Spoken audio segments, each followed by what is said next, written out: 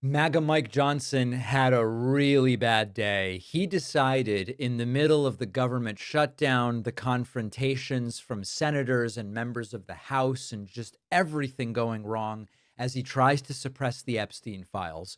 MAGA Mike Johnson decided to go on C-SPAN, and it was not good. Who thought that this was going to go well in this political environment?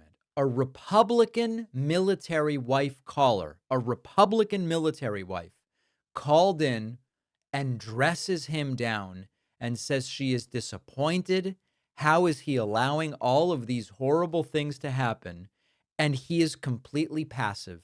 It's almost like he doesn't give a damn because he is serving an audience of one, and that one man is very orange and very swollen. It is not the Republican military wife caller.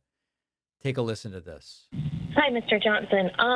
So my question or comments are related to what you said yesterday about not being open to pass any legislation to ensure that military gets paid. I'm sure you can tell by my voice I'm very shaky. Just want you to hear a little bit about my family. I have two medically fragile children. I have a husband who actively serves this country. He suffers from PTSD from his 2 tours in Afghanistan. If we see a lapse in pay come the 15th, my children do not get to get the medication that's needed for them to live their life, because we live paycheck to paycheck. I heard you earlier say that you side with President Trump on anything that he says. Well, I just read an article this morning that said he absolutely wholeheartedly believes that there needs to be legislation put in so that we do not miss a paycheck. You have the power to do that. And as a Republican, I'm very disappointed in my party, and I'm very disappointed in you, because you do have the power to call the House back. You did that, or you refused to do that just for a show. I am begging you to pass this legislation. My kids could die. We don't have the credit because of the medical bills that I have to pay regularly. You could stop this, and you could be the one that could say military is getting paid. And I think that it is awful, and the audacity of someone who makes 6 figures a year to do this to military families is insane. All right, Samantha. Samantha, I'm so sorry to hear about your situation. The reason I've been so angry this week, and they've been calling me out on media, Johnson's angry. I am angry because of situations just like yours. I have a big military district, and my district is the home of the Global Strike Command at Barksdale Air Force Base and Fort Polk, the Joint Readiness Training Center. Do you think the caller gives a damn about Barksdale Air Force Base? She's saying she doesn't have the ability, unless we end this thing, to pay for the basic necessities of her family. He goes, oh, I know this very well. You know, we've got Barksdale. I have one of the biggest military districts and military families in America. I have a lot of airmen and soldiers who are deployed right now, and they have young families at home, and they have children in health situations like yours. This is what keeps me up at night. There's no answer. There's just no answer. He has no answer for it. This is the type of crap that he says. Who in this guy's office thought this appearance was going to be a good idea? Mike Johnson was asked by another caller, what's your plan to fix Obamacare? Great question, Mike Johnson says. And also want to know, what is y'all's plan to fix the Obamacare? Great questions. There's a lot of improvements that are needed. Obamacare did not do what was promised. Everybody can acknowledge that. As I mentioned, premiums are up 60% since it became law in 2010. Now remember, this is like, they just lie so easily. I can't correct every lie because this is just nonsense. But what I think is important to remember here is that Obamacare, the premiums within these health connector type programs went up more slowly than those outside of it. Obamacare didn't solve the problem that premiums go up every year. It didn't solve it. But those plans within Obamacare marketplaces have seen premiums go up a little more slowly than those outside of it. Is it like, oh my God, we solved it? No, it's not.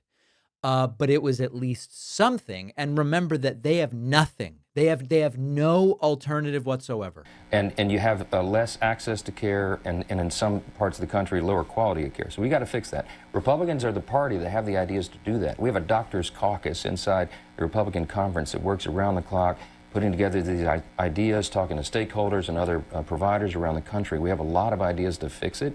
Some people say, why can't you just rip Obamacare out at the roots and start over? It's very, very complicated. It affects about 18% of the U.S. economy, healthcare, but there's lots of areas of improvement. We have not, this is not a talking point for us. We've demonstrated it in the One Big Beautiful Bill, the Working Families Tax Cuts. We added lots of provisions, for example, to reform Medicaid. It was being... Yeah. Anyway, that's another lie. The provisions they added to reform Medicaid only make it harder for people to get benefits. They put in place a whole bunch of restrictions. I mean, this is really disgusting stuff. And for a guy who calls himself a Christian, the facility with which he just lies to constituents, to voters, to journalists is disgusting. It's quite frankly disgusting. Finally, caller asks MAGA Mike Johnson, have you ever not voted with Trump on any issue at any point in time? Yes. Good morning. Just wanted to ask the speaker a couple of questions. Have you ever voted against anything that Trump set forth as far as policy? That's one question. The other is, what is going on with the swearing in of the congresswoman who will make the 218 vote? I noticed that you were speaking in the hall yesterday with someone regarding the idea that, you know, maybe she would make the 218th vote that would open up the vote for the Epstein files to be released. This is not something that we are going to forget about. This is serious business. The other thing is that Trump is a dictator, so it doesn't matter what Johnson does or what the guy over in the Senate does. All the things that have to happen is if Trump says open the government, it will be open tomorrow. We have to understand that. And they keep talking about we're putting names out there about Trump being the dictator and this and that. You just called, and he continues to call. All right, Alexander, and he's talking about Representative Adelita Grijalva being not being sworn in. Yeah, Alexander gave me a lot to answer there. Let me go real quickly. I typically vote with President Trump. I do, because that's my party, and I lead my party in the House, and our agenda is working for the American people. You can make an argument. There you go. I vote with Trump. Whatever he says goes. That's it. I mean, it's like, I'm not going to give you 15 minutes of this guy because it's an insult to everybody. We're hearing enough to know that this guy is despicable. That's what we're hearing enough to know.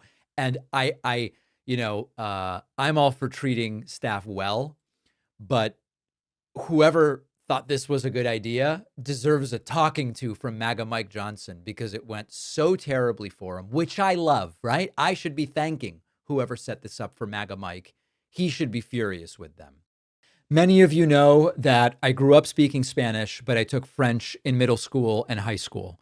I'm a little rusty on it. And when I was getting ready for my last trip to France, one of the things I was most worried about was, am I going to be able to communicate in everyday situations, ordering food in French, asking for directions, greeting people? I didn't want to be the person flipping through my phone, trying to translate everything. And what really helped me was Babbel. Instead of like vocabulary lists that go on forever in a vacuum, our sponsor Babbel teaches you language through real conversation. So the French Babbel taught me was super useful on the trip. And the best part is that Babbel fits into quick 10 to 15 minute lessons, so I could fit it into my busy schedule very easily.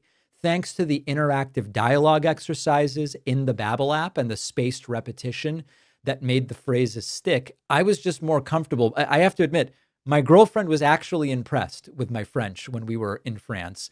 I could order at restaurants, buy train tickets, figure out, is there a baby changing station in the bathroom?